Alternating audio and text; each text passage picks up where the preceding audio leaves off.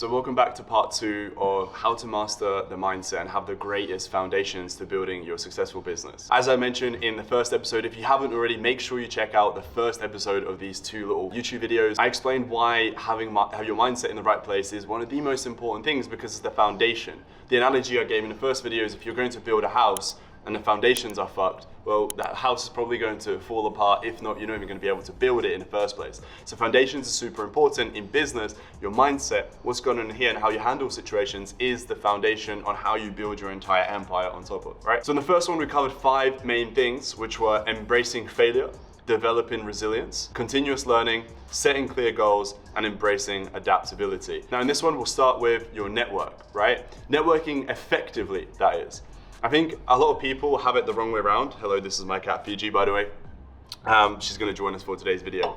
So I think a lot of people have networking the wrong way around. I think a lot of people go into business and when they're starting out, where they haven't built anything significant, if you wanna call it that, they instantly want to go out and network and meet other like-minded people, and so on and so on. I think, look, networking is a transfer of value, right? What can you do for me? What can I do for you? That's really all that networking really is, for business that is, right? When it comes to making friends and so on, it's completely different, right? It doesn't have to be such a value exchange, although it kind of is. But anyway, in business, it's all a value exchange when it comes to networking.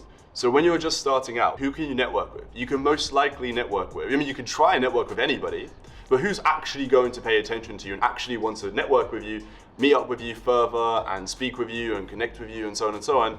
Well, the only other person or the only other people will be people within your same level, right? So if you're just starting out and you haven't built anything, if you want to call it significant as such so far, and you're networking with other people who are in the same level as you, there's not much you're going to be able to learn from each other. You're kind of just wasting time. Now look, I don't think necessarily like networking when you're starting out is the worst thing you can do. There's worse things such as going out, drinking, and doing all these stupid things. I'm not saying it's the worst thing you can do.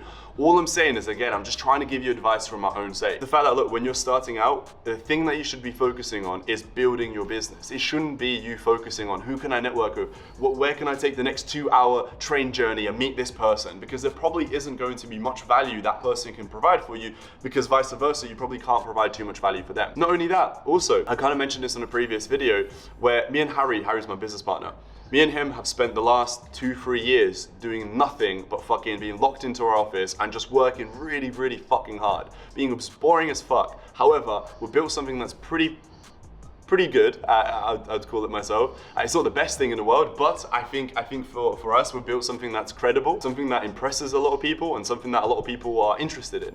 And we've achieved certain things, and we've traveled, and we have stories, and so on and so on, right?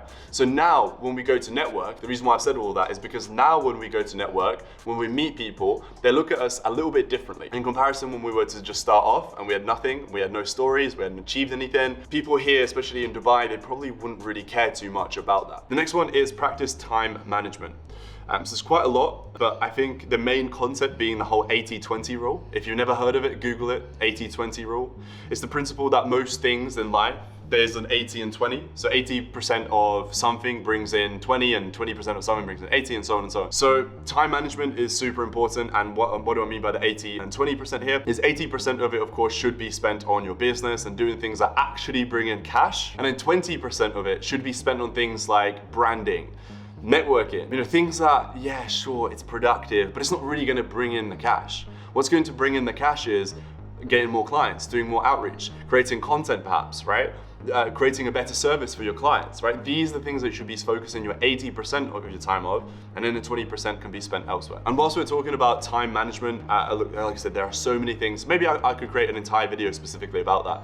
But when it comes to time management, is making sure that you are just not being lazy and you're not procrastinating on certain things. So if you sit there and you watch a bunch of YouTube, you watch a bunch of TikTok videos, when you know deep down in your head that you should be working right now, or consciously take matters into your own hand. Believe it or not, you all can just manage yourselves. You have free will. You can do whatever you want. If I really want to, I can pick this up, I can put it down, And that same free will you have when you're watching and you're scrolling, but instead of doing that, you could put your phone down and do some work, right? Make some more money. So I think, again, it's one of those things that's really simple to understand, and I think everybody understands it and knows it, but it's difficult to actually implement. The next one is focus on customer value, right? So what do I mean by that? Especially if you're watching this and you're running a service-based business, even if you are running an e-commerce store where you're selling a physical product that you're shipping and selling to somebody across the other side of the world, even then, customers are of course super important.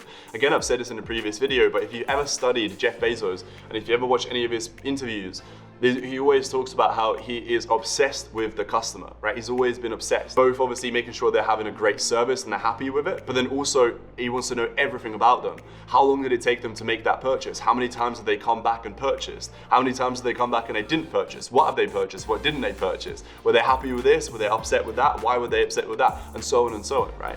So when you're running a service-based business, making sure that your customers are super happy with what you're providing is the number one thing, right? So making sure that you're obsessed with making sure you provide an incredible service for your clients. The next one we have written down here is cultivating a positive mindset. Of course, this again might seem like common sense to a lot of you, but you need to take it into your own hands. You need to make sure you proactively cultivating a positive mindset. So the first thing that you need to actively do is distance yourself. And now I don't mean completely cut off, but distance yourself from people that constantly talk about negativity. I'll give you a prime example from myself.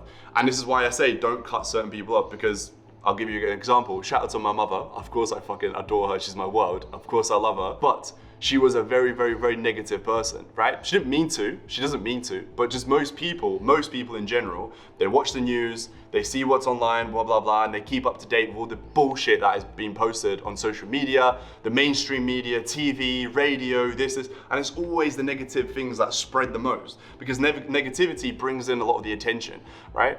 You get two stories. One person who has donated £10,000 to a charity, and you got another story where a 17-year-old teenager has been stabbed in London. Which one is going to get more coverage? Of course this story, right? The negative one. Oh my God, I can't believe that. Yes, of course it's fucking horrible, but it happens all the time. And the charity, I mean, sure, it might not happen every single day, but it's a great thing. But nobody really talks about these things, right? Negativity is one of those sticky fucking things that everybody talks about and really gravitates towards. And you need to try and avoid all of that. So number one, I hope at least anyway, most of you do not watch the fucking news. If you want to actually know what's happening around the world, go on places like Twitter and really do a deep dive, right? Don't just look at one source on Twitter. Have a look at what's actually happening online. You can't always listen to the mainstream media or the radio or even social media. Just do your own research if you really want to know what's happening around the world. But the great thing is as well, is you get to a certain point in life where you make enough money where you don't actually care.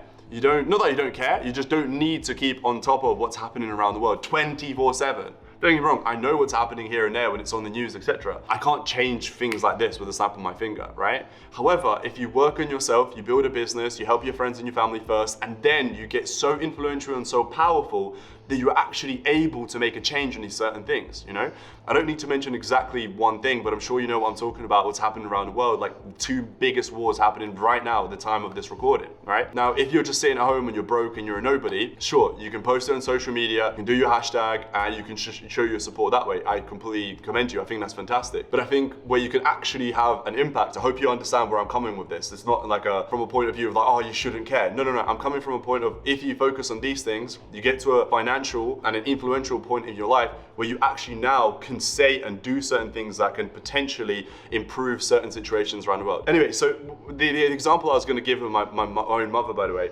is she would always, of course, watch the news, stay up to date. And this is back when I was living with her, of course, right? When I was like 17. I would come home and she would just always talk to me about all these different things happening around the world. Oh, this catastrophe happened here, this killing here, and boom, boom, boom, boom, all these things that happen on the news. I don't want to hear it. It's not going to help me in any shape or form. So let's not talk about it. Us talking about it right now is not going to help anything. If anything, it's going to put me in a shit mood. It's going to realize how horrible the world actually is, right, around the world. I can't help these things, right? So you need to focus on the positive things. You need to surround yourself with people who are, positive mindset.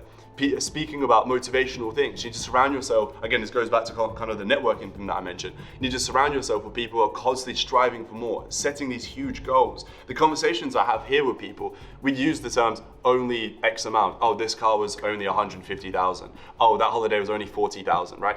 these small little things, but as you're speaking about it, subconsciously you hear these conversations, and when they say only 40,000, only this, only that, all of a sudden you're programming yourself. So when you're running your business and you want to charge somebody 5,000, if you weren't having these conversations, 5,000 might seem like a lot.